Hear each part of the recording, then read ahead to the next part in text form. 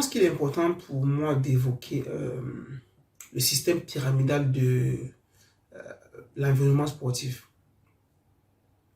Et on parle chaque fois de sport, de compétition sportive, de discipline sportive, mais disons que tout ce système est régi par un environnement pyramidal. Et au-dessus de la pyramide, au sommet de la pyramide, on a le CIO, le Comité olympique international. Ensuite, on a les fédérations, on a le comité olympique international. On a les fédérations sportives internationales. On a les fédérations sportives nationales. Je vais évoquer dans cette pyramide, de façon décroissante, les trois grandes entités. Commençons par dire que le mouvement olympique international, si on revient en arrière, est né, je crois, c'est 1894. Voilà. Avec la réinstauration des Jeux olympiques sous l'autorité du Comité international olympique, ce qu'on appelle le CIO. Alors, le CIO, disons, est basé à Lausanne, en Suisse. Son siège à Lausanne, en Suisse. Et le CIO, c'est, disons, une organisation non gouvernementale sous forme d'association simple de droit suisse et à but non lucratif qui jouit d'une personnalité juridique en droit interne. Ça veut simplement dire qu'il n'a pas la personnalité juridique en droit international et il n'est pas soumis à des réglementations internationales. C'est ce que ça signifie quand on dit que le CIO jouit d'une personnalité juridique en droit interne. Le CIO, cependant, a le pouvoir de négocier à égalité avec les États hôtes des manifestations olympiques les règles et l'engagement pour l'organisation. Disons que les documents correspondants n'ont pas nature d'accord international.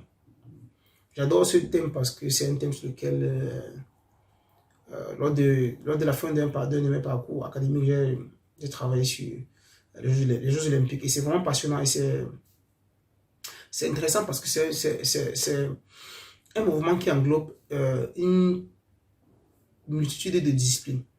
Donc, parlons maintenant parce que là j'ai évoqué le mouvement olympique international, parlons maintenant du Comité olympique international.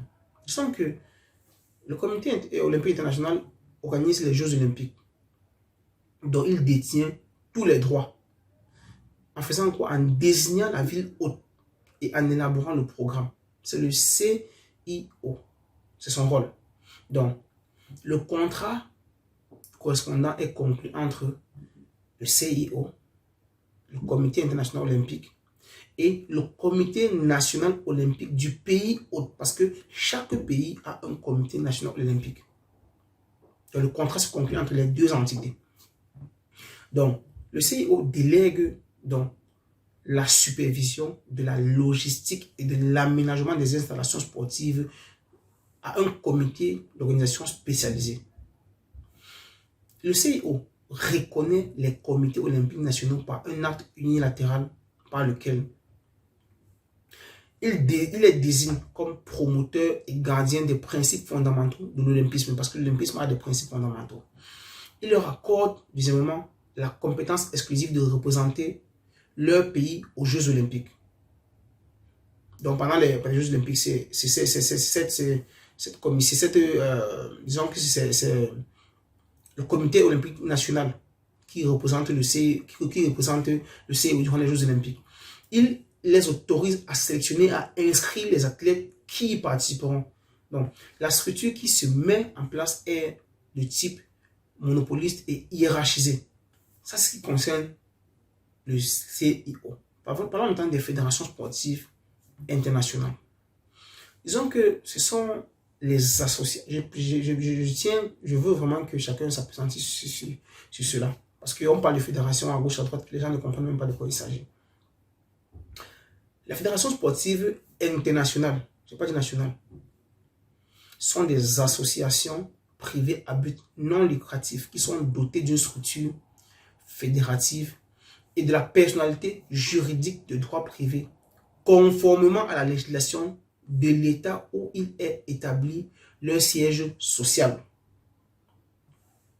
La Fédération sportive internationale dirige au niveau mondial un sport particulier et les compétitions internationales qui correspondantes en ayant la responsabilité organisationnelle et gestionnaire.